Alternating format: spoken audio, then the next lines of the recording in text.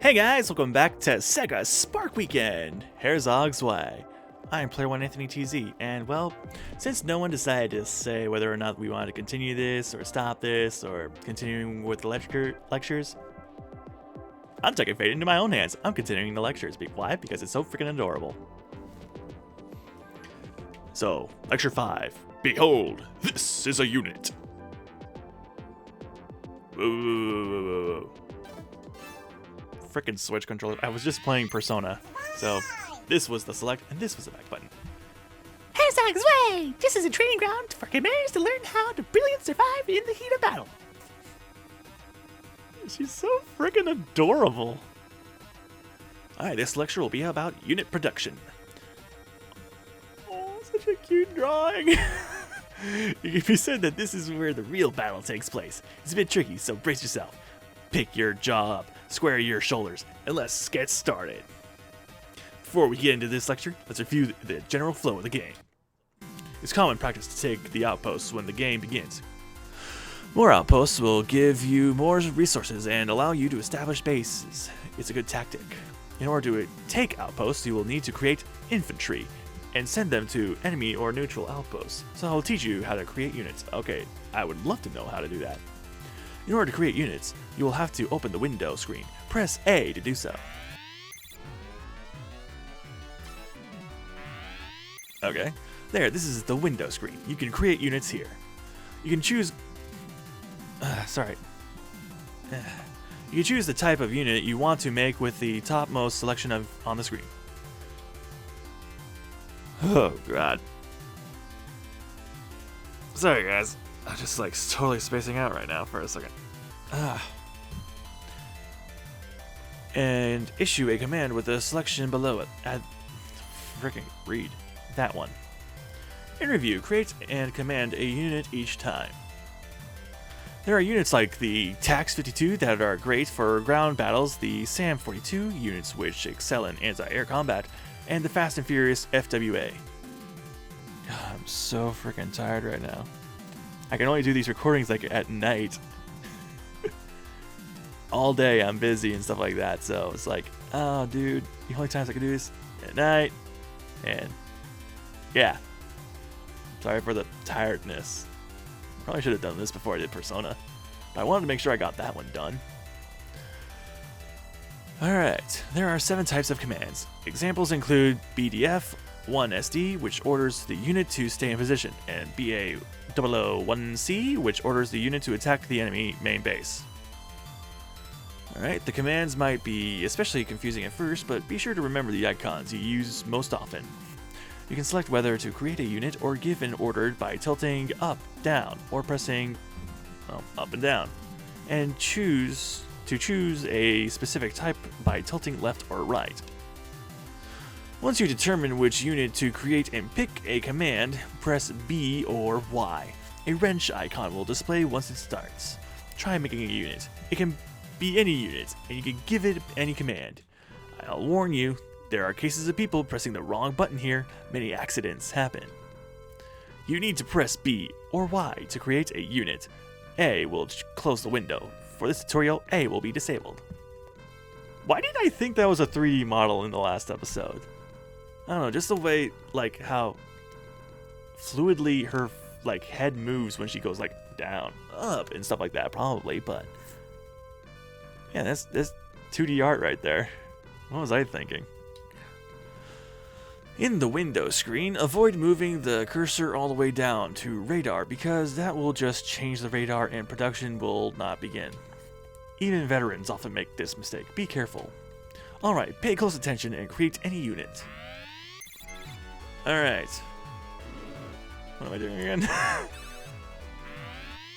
I just pushed B, that was it. Do you see the wrench icon? That means production has begun. It's going to take a while for the unit to be created in a real battle. You'll need to plan carefully, but for now, we'll leave it and move on. All I did was push B. I didn't even pay attention to what I was doing. Oh, Alex Kidd. And when I say take a while, I don't mean it's going to take that long. Don't go into break mode. You'll stop eating that. Okay, we've had references to other Sega games already. I love this character. I want her to appear in more Sega games as like the main tutorial character. Can we just make that happen, Sega? Can she just be the like infinite tutorial character? I want that to happen. It'd be so cool. Like, hey, Sega's mascot, Sonic. Sega's tutorial mascot, Schmalls. I think that was, I was like trying to find a PNG of her for the thumbnails and stuff like that. Couldn't find one, but I read somewhere that I think her name was Schmal or something like that. Can't remember, but I'm guessing it's because she's small. All right.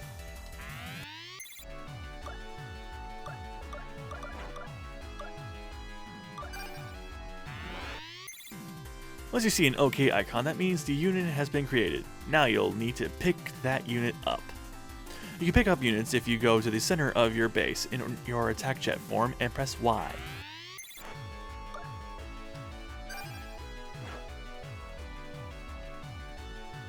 Oh, there we go.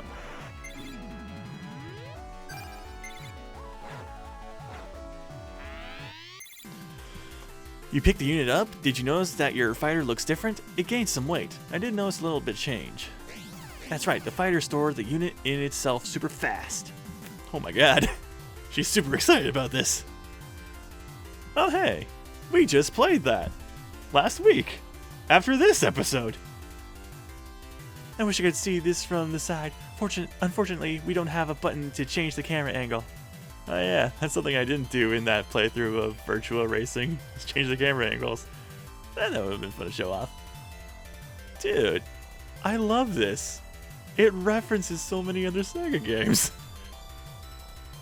But anyway, this is its form when it's carrying a unit in the air. Now let's toss the freshly made unit into battle. If I remember correctly, this was actually the last Sega Ages character that was made. Which you can kind of tell because like all the other Sega Ages games are making references in this. If you move to the location you want your unit to be and press Y, you will be able to place the unit there. Try it out. Alright. Also, units can only be placed on flat surfaces. It'll be dangerous to put it down on top of obstacles or other units. Another thing, you lose energy very quickly while carrying a unit. If you take too much time deciding where to place it, the fighter will explode, along with the load it's carrying. God. Whoa. Ah. Commanders who do this do not inspire confidence. Consider the morale of the army and mind your energy while transporting units. Alright, try placing the unit down. Find a flat surface and press Y, gently.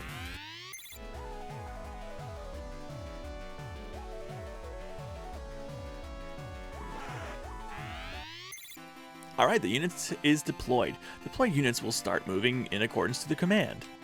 Also, units that were placed on the map can be picked up at any time by hovering over in attack jet form and pressing Y. It's useful for when you're not happy with the placement or want to bring the unit back to base to heal.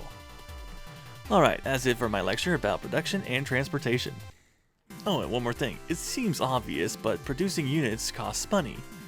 The more powerful they are, the more it costs. There will be a lot of units you won't be able to buy at the start.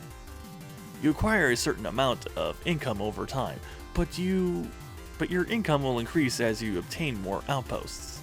Therefore, the first thing you need to do is occupy outposts. I will teach you about occupying outposts in my next lecture. That's it for the lecture. Crawl onward to the next battle. Alright. That took 9 minutes. Alright. I feel bad. This is basically a let's play of tutorials, but I love it. Keeps making me laugh with all the references it makes and everything, and hey, it's teaching me how to play the game, and I really want to learn how to play the game. So I'll tell you guys what. One more chance. If you want me to continue with the lectures, let me know in the comments below. If not, let me know in the comments below. If you guys don't say a thing, I'll just do whatever I want. So sorry for this very short playthrough of a tutorial. But hey, at least we got to see some Sega references. We gotta see Alex Kidd and virtual racing pop up for some reason. See y'all soon for more things to come.